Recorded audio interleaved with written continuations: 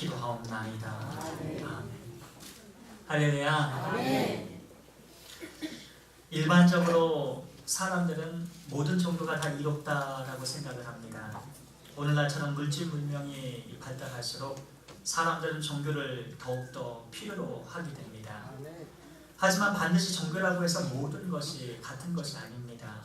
교주의 말이 진리가 아니듯 이 세상에는 절대로 받아들일 수 없는 이 상식 이하의 종교들과 거짓 교리들도 난무합니다. 어떤 면에서 우리 기독교는 타 종교와 비슷한 점이 있습니다. 하지만 성경의 진리는 다른 종교의 신앙체계와는 확연히 다릅니다. 성경의 진리는 믿는 자마다 구원에 이르는 지혜에 이르게 하지만은 다른 종교의 교리는 절대로 인간으로 하여금 구원을 받지 못하도록 이끕니다.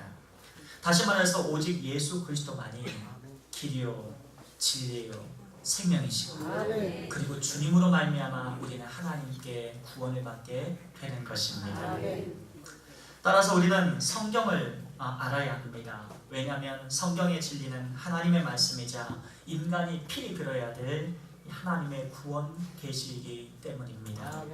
특별히 성경은 하나님의 성품에 관해서 말씀합니다. 성경은 하나님을 은혜와 긍휼이 풍성하신 사랑의 하나님으로 묘사합니다. 그래서 하나님의 자녀인 우리 그리스도인들이 하나님의 사랑을 실천할 것을 명령합니다. 마가복음 12장 30절부터 31절까지는 뭐라고 말씀을 했는고 하니 내 마음을 다하고 목숨을 다하고 뜻을 다하고 힘을 다하여 주 너의 하나님을 사랑하라 하신 것이요 둘째는 이것이니 내 이웃을 내 자신과 같이 사랑하라 하신 것이라 이보다 더 큰 계명이 없느니라 말씀하셨습니다. 이렇듯 그리스도인들은 먼저 하나님을 사랑하고 이웃을 내 자신처럼 사랑해야 합니다. 율법의 완성은 다름 아닌 사랑이고 그리고 이보다 더 큰 계명은 없기 때문입니다. 이런 그리스도인의 사랑에 관해서 사도 바울은 고린도전서 13장 1절부터 3절까지 이렇게 전합니다. 내가 사람의 방언과 천사의 말을 할지라도 사랑이 없으면 소리나는 구리와 같고 울리는 꽹과리가 되고 내가 예언하는 능력이 있어 모든 비밀과 모든 지식을 알고 또 산을 옮길 만한 모든 믿음이 있을지라도 사랑이 없으면 내가 아무것도 아니요 내게 있는 모든 것으로 구제하고 또 내 몸을 불사르게 내줄지라도 사랑이 없으면 내게 아무 유익이 없느니라 이렇게 말씀하셨습니다. 여기에서 방언을 말하고 천사의 말을 할 정도라면 이 사람의 신앙은 보통 종교인이 아닙니다. 신앙적 여유와 열심이 매우 적극적인 그러한 종교인일 것입니다. 하지만 그렇게 종교적 열심이 넘치는 자라고 해도 만약에 그 사람에게 사랑이 없으면 아무런 소용이 없을 것이다.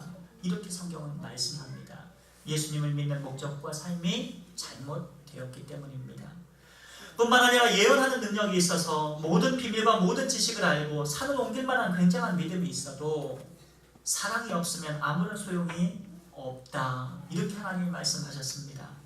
이것은 영적인 체험을 많이 하고 하나님으로부터 은혜와 은사를 깊이 체험한 성도라고 할지라도 만일 하나님의 사랑이 그 가운데 없으면 모든 것이 nothing, 소용이 없을 것이다. 이렇게 말씀을 하신 것입니다.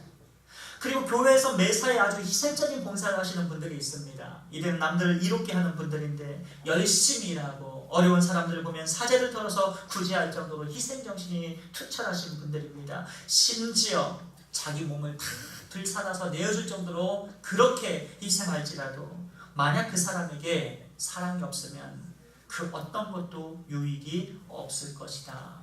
이렇게 성경은 말씀합니다.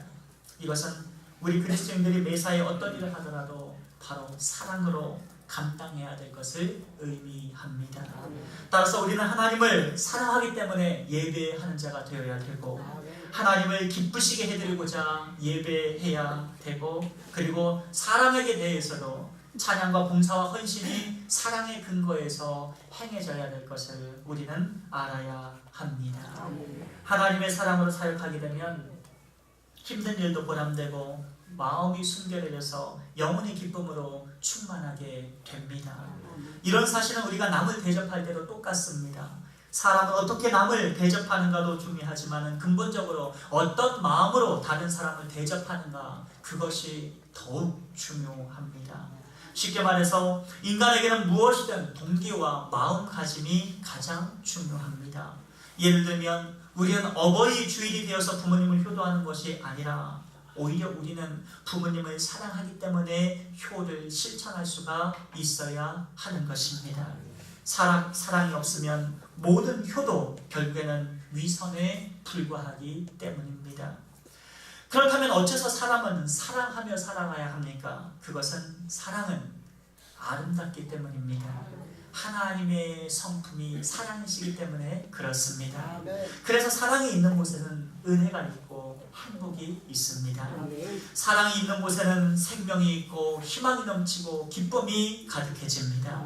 오늘날 이 세상에 왜 이렇게 팍팍하게 살기 힘든 것이 되었는가? 여러 가지 이유가 있겠지만 결국 사람들 마음에 사랑이 떠나고 죄가 역사하기 때문입니다. 한마디로 사람들의 마음속에 사랑이 메말라 버린 것인데, 이렇게 사랑이 메말라 버리게 되면 그 자리는 공허한 마음이 남는 것이 아니라 다른 더 센 악의 기운들이 그 안에 밀려 들어오게 됩니다. 사람들은 자기 자신밖에 모르게 되고 남들은 전부 나를 위한 부수적인 존재, 도구 정도로 보이게 됩니다. 죄가 역사하면 영적인 눈이 가리워지게 되고 마음의 탐욕으로 인하여서 다른 사람들은 바로 나를 내 유익을 위한 그러한 수단 정도로밖에 보여지지 않게 됩니다. 이것이 악의 역사이고 결국 사랑이 떠난 자리는 악의 소용돌이가 휘몰아치는 어둠의 자리로 변모하게 되는 것입니다. 하지만 사랑이 머무는 곳에는 하나님의 강력한 은혜가 넘치게 됩니다. 그래서 이 하나님의 은혜로 소망이 가득하고 생명력이 살아 움직이게 됩니다. 사람들은 자기를 희생하면서도 기뻐하게 되고 사람들을 섬기면서 오히려 즐거워하게 됩니다. 심지어 죄인도 용서함을 받게 되고 새 사람으로 변화되는 기적이 일어나게 됩니다. 이뿐만이 아닙니다. 사랑이 있는 곳에는 선한 하나님의 역사가 일어나게 됩니다. 그래서 이 선한 역사가 일어나니 하나님의 은혜가 물이 바다를 덮음과 같이 사람들에게 강력하게 은혜가 전달됩니다. 그래서 사랑이 있는 곳에는 예수 그리스도의 사랑이, 그 복음이 더 강력하게 흘러넘치게 되는 것입니다. 생각해 보십시오. 우리 예수 믿는 사람들이 하나님의 말씀대로 살아서 온 세상에 하나님의 사랑이 넘쳐나게 되면 어떤 일이 발생하겠습니까? 얼마나 좋은 세상이 오겠습니까? 아마 이 땅에 예수 그리스도의 복음화가 놀랍게 성취될 것입니다. 그런데 문제는 우리 기독교인들이 그런 삶을, 하나님의 사랑을 실천하는데 제대로 살지 못한다는 데 있습니다. 바울처럼 마음은 원이로되 육신이 약하여 진리를 알면서도 그대로 따르지를 못한다고 그가 고백한 것처럼 오늘날 우리는 하나님의 사랑을 제대로 실천하며 살지 못하고 있습니다. 그래서 복음의 증인이 되려면, 하나님의 사랑을 실천하려면 하나님을 만나야 되고 하나님의 사랑을 경험해야 되고 그리고 하나님의 은혜를, 십자가의 복음의 은혜를 받아야 됩니다. 하나님의 사랑은 내 힘만 가지고는 되지를 않습니다. 하나님께서 위로부터 은혜를 주셔야 하나님의 감당할 수 없는 그 하나님의 긍휼과 사랑을 우리가 받아야 우리는 하나님의 사역을 감당할 수 있게 되는 것입니다. 그러므로 여러분은 예일교회에 은혜가 충만하고 하나님의 사랑이 가득하기를 위해 기도하시기를 원합니다. 그리고 여러분의 가정에 하나님의 사랑과 은총이 가득가득 풍성해지기를 축원을 드리겠습니다. 오늘 본문을 보게 되면 자녀들아 주 안에서 너희 부모에게 순종하라, 이것이 옳으니라. 내 아버지와 어머니를 공경하라, 이것은 약속 있는 첫 계명이니 이로써 내가 잘되고 내가 땅에서 장수하리라, 이렇게 말씀을 했습니다. 먼저 성경은 자녀들이 부모님께 순종하라고 말씀합니다. 부모님을 공경해야 한다고 명령하십니다. 이것이 하나님의 약속의 첫 계명이고 만약 이 언약을 잘 지키면 반드시 자녀가 잘되고 너희가 이 땅에서 장수할 것이라고 약속해 주셨습니다. 따라서 부모 공경은 하나님께서 우리 인간을 향한 가장 기본적인 하나님의 뜻인 것을 우리는 알아야 합니다. 그런데 자녀가 부모님을 공경할 때 다만 주 안에서 부모를 공경하라, 이렇게 말씀하십니다. 이것은 그리스도인의 우선순위의 중대성을 지정하는 내용인데, 부모님을 공경하는 것이 원칙이지만 그보다 더 중요한 일은 인간이 창조주이신 하나님을 경배하는 삶이 더욱더 우선됨을 말씀하고 있습니다.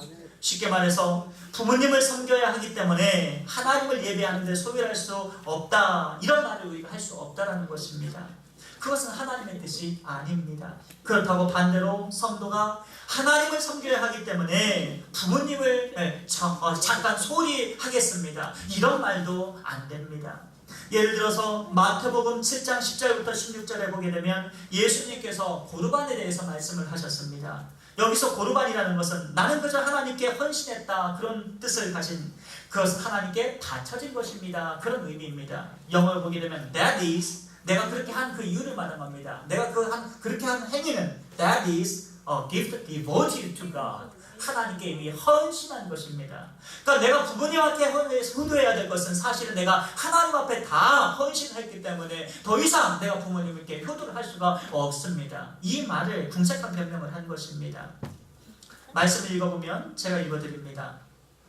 모세는 내 부모를 공경하라 하고 또 아버지나 어머니를 모욕하는 자를 죽임을 당하리라 하였거늘 너희는 이르되 사람이 아버지에게나 어머니에게나 말하기를 내가 드려 유익하게 할 것이 고르반 곧 하나님께 드림이 되었다고 하기만 하면 그만이라 하고, 자기 아버지나 어머니에게 다시 아무것도 하여 드리기를 허락하지 아니하여 너희가 전한 전통으로 하나님의 말씀을 폐하며 또 이 같은 일을 많이 행하느니라 하시고, 무리를 다시 불러 이르시되 너희는 다 내 말을 듣고 깨달으라. 무엇이든지 밖에서 사람에게로 들어가는 것은 능히 사람을 더럽게 하지 못하되 사람 안에서 나오는 것이 사람을 더럽게 하는 것이니라, 이렇게 말씀을 했습니다. 사람 마음에 있는 이 마음의 악함이 결국 사람을 더럽게 만든다, 이렇게 말씀을 하신 것인데, 예수님의 이런 말씀을 들으면서 우리는 세 가지를 깨닫게 됩니다. 첫 번째는 우리 인간은 하나님께 대한 질성을 가지고 있다. 부모님을 공경하기 싫어서 하나님께 나는 고르반이라 했다라고 변명하는 그 궁색한 인간들을 보게 되면 마치 하나님의 말씀을 어겨놓고 죄를 짓고 나서 내가 죄를 지은 것은 하나님 때문에 죄 지은 것이고 그리고 뱀 때문에 죄 지은 것이고 하와 때문에 죄를 지은 겁니다. 이렇게 모든 책임을 전가했던 아담과 하와를 떠올리게 합니다. 마찬가지로 오늘날도 자신들의 불효를 마치 다른 사람들의 탓으로, 남 탓으로, 다른 이유로 돌리는 뻔뻔한 양심을 지닌 자녀들이 이 세상에 없지 않다는 것입니다. 둘째는 이웃에 대한 공정하지 못한 잣대를 가지고 살아가는 극단적 이기주의의 죄성이 두 번째로 우리가 생각해 볼 관건입니다. 가인은 하나님께서 동생의 제사만 연락하신 것에 대해서 분을 품고 아벨을 살인을 했습니다. 끝까지 자기의 잘못은 되돌아보지 못하고 아벨과 하나님에 대한 원망만 쌓아갔습니다. 우리 주변에도 돌아보게 되면 공정하지 못한 추를 지닌 자들을 보게 됩니다. 자기 자신에 대해서는 한없이 너그러우면서도 다른 사람에 대해서는 한없이 너그럽지 못한, 공정하지 못한 추를 가지고 위선적인 그러한 삶으로 가정의 평화가 깨어지고 가정이 고통스럽게 만드는 그러한 죄인의 습성을 우리는 보게 됩니다. 세 번째는 자신을 속이고 분별 없이 삶을 살아가는 자들에 대한 죄성입니다. 하나님과 이웃을 속이면서 살아가는 자들은 진정한 의미에서 보게 되면 결국 자기 자신을 속이는 것과도 같습니다. 왜냐하면 인간은 하나님의 시야를 벗어날 수 없고 그리고 하나님을 떠난 인간은 진리를 떠나서 결국 어둠 속에 갇혀버리기 때문에 그렇습니다. 이렇게 인간이 어둠 속에 갇혀버리게 되면 진리를 떠난 자이기 때문에 분별 없는 삶을 살아가게 됩니다. 무엇이 진리이고 무엇이 거짓인지 분별치를 못합니다. 가령 예수님을 만나기 전까지는 죄악 가운데 그렇게 세상의 쾌락과 욕심을 채우는 것이 그렇게도 즐거웠습니다. 내 마음대로 살고 내가 다른 사람을 지배하는 것, 갑질하는 것, 왕같이 사는 것 흥겨워졌습니다. 그러나 이것은 그 죄가 그 영혼을 더럽혔기 때문에 그렇습니다. 어둠 속에 있으니 그것이 기쁨인 줄 알고 착각하며 살아가게 된 것입니다. 그런데 예수님을 만나고 보니까 어둠이 쫓겨나고 빛이 도래해서 진리 가운데 들어가 보니까 내 방식대로 사는 것이 아니라 주님 뜻대로 사는 것이 기뻐졌고 주님 사랑받으며 살아가는 것이 기뻐졌고 진리 안에 살아가는 것이 기뻐졌습니다. 지난날의 삶이 너무 수치스럽고 죄가 너무나도 미워졌습니다. 이제 하나님이 좋고 예수님이 너무 좋습니다. 이것은 그가 예수님으로 인하여서 참과 거짓에 대하여, 선과 악에 대하여, 빛과 어둠에 대하여 진리를 구별할 수 있는 영적인 분별력이 생긴 것을 의미하는 것입니다. 따라서 부모를 공경하지 않으면서 고르곤이라고 외친 자의 궁색한 변명은 명백하게 하나님의 뜻을 어긴 불순종입니다. 그런데 하나님은 그런 위선에 속지 아니하시는 분입니다. 하나님은 사람 마음의 더러운 욕심을 그 누구보다도 잘 파악하고 계십니다. 그래서 디모데전서 5장 8절 말씀에 하나님은 부모 공경을 하지 않는 자에 대해 이렇게 말씀합니다. 누구든지 자기 친족, 특히 자기 가족을 돌보지 아니하면 믿음을 배반한 자요 불신자보다 더 악한 자니라. 또한 신명기 5장 16절 말씀은 너는 내 하나님 여호와께서 명령한 대로 내 부모를 공경하라. 그리하면 내 하나님 여호와가 내게 준 땅에서 내 생명이 길고 복을 누리리라. 이렇게 말씀을 했습니다. 이렇듯 하나님께서는 누구보다도 인간이 자기를 낳아주시고 길러주신 부모님을 공경할 것을 명령하고 있음을 새겨들어야 될 줄을 믿습니다. 그런데 우선적으로 우리가 부모님보다 하나님을 공경을 해야 될 이유가 있습니다. 그것은 하나님은 완전하신 분이지만 인간은 그 한계성이 존재하기 때문입니다. 부모님도 살아가면서 실수하실 수가 있고 얼마든지 인간이기 때문에 부모님도 잘못된 판단을 하실 수가 있습니다. 살면서 자녀들에게 옳지 못한 길로 인도할 수도 있습니다. 왜냐하면 인간은 연약한 존재일 뿐만 아니라 하나님 앞에서 여전히 죄성을 갖고 있는 존재이기 때문입니다. 게다가 만약 부모님이 하나님을 잘 모를 경우에는 어떻게 되겠습니까?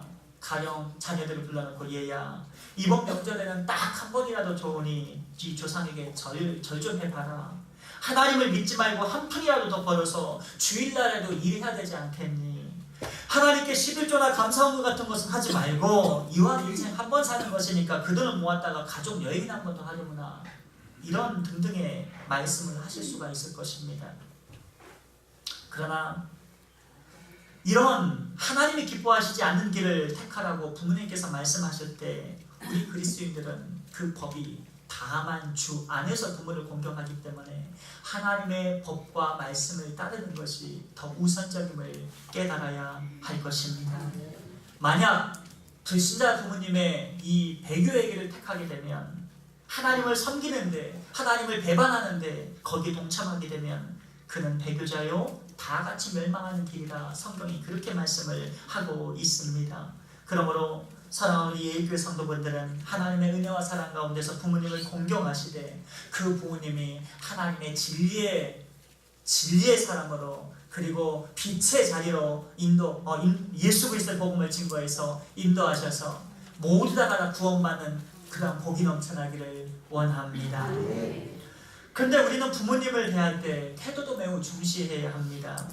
하나님은 자녀가 자기 부모를 치거나 저주하는 자는 반드시 죽이라고 말씀을 하셨습니다.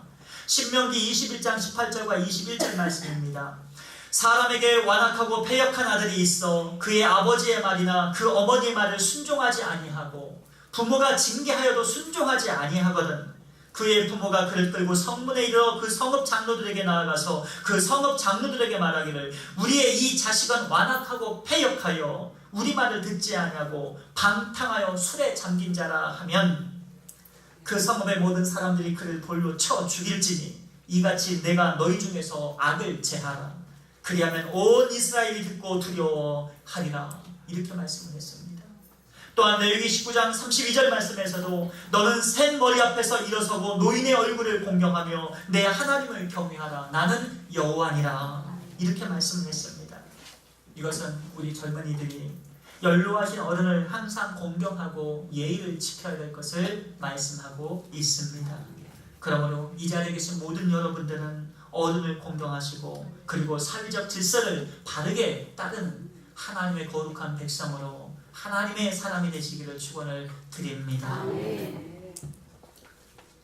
다음은 서울대학교 모 교수의 간증입니다. 제가 초등학교 6학년 때에 6.25 전쟁이 일어났습니다. 아버지는 내 머리를 쓰다듬으시면서 어머니 말씀 잘 듣고 집 잘 지키고 있어 이렇게 말씀하시고는 한강을 건너서 이 남쪽으로 내려가셨습니다. 그 당시 그 내 여동생은 5살이었고 남동생은 젖먹이였습니다. 그런데 인민군 치하에서 한 달이 넘도록 고생하며 국군을 기다렸지만 그들은 오지 않았습니다. 어머니는 견디다 못해서 아버지를 따라 남쪽으로 가자고 말씀하셨습니다. 그래서 우리 삼형제와 어머니는 보따리를 들고 아무도 아는 이가 없는 바다 남한 쪽으로 길을 향했습니다. 일주일이 걸려서 겨우 걸어서 닿은 곳이 평택역 어느 바닷가 조그마한 마을이었습니다. 그런데 그곳 인심이 사나워 우리 가족을 헛간에서조차 재워주지를 않는 것입니다. 그래서 우리는 어느 집 흑담역 골목길에 가만히 2장을 주워서 펴놓고 거기에서 잤습니다. 먹을 것이 없었던 우리는 개천에 가서 작은 새우를 잡아 담장에 넝쿨을 뻗은 호박잎을 따서 죽처럼 끓여 먹었습니다. 그런데 3일째 되는 날 담장 안집 여주인이 나와서 우리가 호박잎을 너무 많이 따서 호박이 열리지 않는다고 소리를 지르며 다른 데 가서 자라고 말씀했습니다. 그날 밤 어머니는 우리를 껴안고 슬피 우시더니 우리 힘으로는 도저히 남쪽으로 내려갈 수 없으니 다시 서울로 올라가서 아버지를 기다리자 이렇게 말씀하셨습니다. 다음날 새벽 어머니는 우리들이 신주처럼 소중하게 아끼던 재봉틀을 들고 나가셔서 쌀로 장터에서 바꿔오셨습니다. 쌀자루에는 끈을 메어서 나에게 지우시고 어머니는 어린 동생과 보따리를 들고 서울로 다시 돌아오게 된 것입니다. 그렇게 평택에서 수원쯤 오는데 이 산길로 접어들어 한참을 가고 있었을 때였습니다. 30살쯤 되어 보이는 젊은 청년이 내 곁에 붙으면서 무겁지? 내가 좀 져줄게 라고 말하며 접근했습니다. 나는 너무나도 고마워서 아저씨 감사해요 하고 쌀자루를 금세 맡겼습니다. 그리고 점점 쌀자루를 짊어진 청년의 발길이 빨라졌습니다. 뒤를 돌아보니 어머니가 보이지를 않았습니다. 그러나 외길이라서 그냥 그 아저씨를 졸졸졸 따라갔습니다. 한참을 가다가 갈라지는 길이 나왔습니다. 나는 어머니를 놓칠까봐 아저씨 여기서 내려주세요. 저 이제 어머니 기다려야 돼요 하고 소리를 쳤습니다. 하지만 청년은 내 말을 듣는 둥 마는 둥 그냥 따라와 하고는 가버렸습니다. 나는 갈라지는 길목에 서서 망설였습니다. 청년을 따라가면 어머니를 잃을 것 같고 그냥 앉아있으면 쌀을 잃을 것만 같았습니다. 당황해서 근수로 몇 번이나 아저씨! 아저씨! 아저씨! 몇 번을 불렀지만 청년은 뒤도 돌아보지 않고 그냥 길을 걸어갔습니다. 나는 그냥 땅바닥에 주저앉고 말았습니다. 어머니를 놓칠 수가 없었습니다. 1시간쯤 지났을까 어머니가 동생들을 데리고 오셨습니다. 길가에 울고 있는 나를 보시더니 첫마디가 쌀자루는 어디 갔니? 하고 엄마가 물어보셨습니다. 나는 청년이 져준다면서 쌀자루를 주고 저 길로 갔는데 어머니를 놓칠까봐 그냥 앉아있었다고 말했습니다. 그 순간 어머니 얼굴이 창백하게 변했습니다. 그리고 한참 있더니 내 머리를 껴안으시면서 내 아들이 영리하고 똑똑해서 애미를 잃지 않았네? 하시며 갑자기 울음을 터뜨리셨습니다. 그날 밤 우리는 조금 더 걸어가 어느 농가마루에 자게 되었습니다. 어머니는 어디에 가셔서 새끼손가락만한 그런 삶은 고구마 2개를 얻어가지고 오셔서는 제 입에 넣어주시면서 내 아들이 영리하고 똑똑해서 이제 아버지를 볼 낯이 있구나 하시면서 또다시 우셨습니다. 그 위기에 생명줄 같았던 쌀을 바보같이 다 잃고 누워있는 나를 영리하고 똑똑한 아들이라고 칭찬을 다 해주시다니 구원하는 어머니에게 영리하고 똑똑한 아이가 되는 것이 내 제일의 큰 소원이 되고 말았습니다. 내가 공부를 하게 된 것도 결국엔 어머니에게 기쁨을 드리고자 하는 소박한 희망이 그 토양이었음을 고백하지 않을 수 없습니다. 어느 때는 남들에게 바보처럼 보일 때가 많았지만 나를 똑똑한 아이로 인정해 주시던 어머니의 칭찬의 말 한마디가 지금까지 제 삶을 지배한 것입니다. 상기의 내용은 이 문학평론가이자 이 서울대학교의 명예교수인 박동규 국어문학 박사님이 어릴 적 이야기를 고백한 것입니다. 그리고 그 속에 이 어머니는 바로 시인 박목월의 아내 되시는 분입니다. 이렇듯 위대한 인생을 사는 사람들은 일반적으로 부모님을 공경하는 분들임을 우리는 알아야 합니다. 그리고 하나님은 부모를 공경하는 자들을 반드시 축복하십니다. 하나님께서 효를 다하는 자녀에게 어떤 복을 약속하셨습니까? 내가 잘되고 땅에서 장수하게 되리라. 그래서인지 부모님께 효도하는 자녀들을 보게 되면 하나님께서 어떤 방법을 동원해서라도 복을 내려 주시는 것을 볼 수가 있습니다. 보십시오. 효자 요셉이 얼마나 많은 축복을 받았습니까? 롯도 비록 이방 나라인 모압 여인에 불과했지만 홀로 남은 시어머니를 얼마나 잘 공경을 했습니까? 롯이 효부였기 때문에 결국엔 하나님을 믿는 자녀가 되었고, 하나님께서 그녀를 축복하셔서 남편 보아스도 만나고 이새의 할아버지, 즉 다윗의 아버지, 그 할아버지인 오벳을 낳은 거 아니겠습니까? 결국 롯은 연약한 시어머니 나오미를 잘 섬겼더니 하나님께서 자신을 예수님의 족보에 당당하게 그 이름을 올려주셨습니다. 그래서 잠언서 1장 8절과 9절은 이렇게 말씀합니다. 내 아들아, 내 아비의 훈계를 들으며 내 어미의 법을 떠나지 말라. 이는 내 머리에 아름다운 관이요 내 목에 금사슬이니라. 그러니 하나님께서는 이러한 효를 행하는 그러한 효부, 효자들에게, 효녀들에게, 부모님을 공경하는 모든 자들에게 머리에 아름다운 관을 씌워주시고 목에 금목걸이를 지닌 왕처럼 높여주시겠다고 약속을 하신 것입니다. 사랑하는 성도 여러분, 그러므로 진실된 마음으로 부모님께 효를 행하십시다.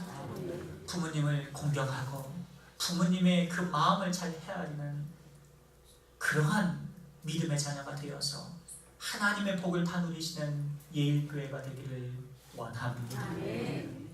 말씀을 맺습니다. 우리는 지금 1년에 한 번이면 어버이 주일을 지키고 있습니다. 엄연히 말해서 어버이 주일의 주인공은 어버이가 아닙니다. 예배의 대상은 오직 하나님 외에는 없기 때문입니다. 하지만 어버이 주일이 해마다 지켜지는 이유는 이 부모 공경이 누구보다도 거룩하신 하나님 아버지의 뜻이기 때문일 것입니다. 우리 주변에 보면 불신자임에도 부모님께 효를 다하는 자녀들이 얼마나 많은지 모릅니다. 그러나 부모를 마지막까지 진실되게 공경하고 효를 다하는 자들은 우리 믿음의 그리스도인들이 되어야 합니다. 인간에게 주어진 생명의 시간은 길어야 100년에서 120년에 불과합니다. 실상은 대부분의 사람들이 100세가 못 되어서 생명을 마감합니다. 이것은 자녀된 우리가 부모님을 공경할 시간이 그리 길지 않다는 것을 의미합니다. 효도는 때가 있습니다. 때를 놓치면 효를 행할 수가 없습니다. 언제까지 부모님이 내 옆에 살아계신 분들이 아닙니다. 때가 되면 다 우리의 곁을 떠나시게 됩니다. 잘 생각해보면 나 같은 못난 자식을 위해서 먹을 것도 제대로 못 드시고 자신이 원하는 삶도 포기하고 희생하신 분들이 바로 우리의 부모님들이십니다. 뭐가 그렇게 좋으셨는지, 어릴 적부터 나를 바라보실 때마다 뭐가 그렇게 좋아 해맑게 웃으셨는지, 무엇이 그토록 귀해서 자신들의 인생을 포기하면서까지 자녀들을 위해서 그 고난을 다 짊어지셨는지 우리는 부모님의 사랑을 깊이 헤아리기 어렵습니다. 그러나 단 한 가지, 적어도 연로하신 부모님께서는 내가 나를 사랑한 것보다도, 내가 부모님을 사랑했던 것보다도 우리 부모님께서는 더욱 우리를 아끼시고 사랑하셨다는 사실을 우리는 그 누구도 부정할 수가 없습니다. 어쩌면 자신의 목숨보다도 자녀인 우리를 더욱 사랑하셨기 때문에 우리는 마지막 순간까지도 부모님을 공경하며 효를 다하는 생을 살아야 할 것입니다. 그러므로 사랑하는 예일교회 성도 여러분, 지금까지 살아온 날보다 더욱 부모님께 효도하시길 원합니다. 때를 놓치지 말고 부모님이 살아계실 때에 더욱 마음을 기쁘시게 해드리고 누구보다 부모님을 즐거워하시기를 원합니다. 이것이 옳은 길입니다. 이것이 약속 있는 하나님의 첫 계명이고, 그리고 부모 공경으로 인하여서 여러분의 삶이 이 땅에서 장수하고 하나님의 복을 마음껏 받아 누리시는 주의 거룩한 백성이 되시기를 축원을 드립니다.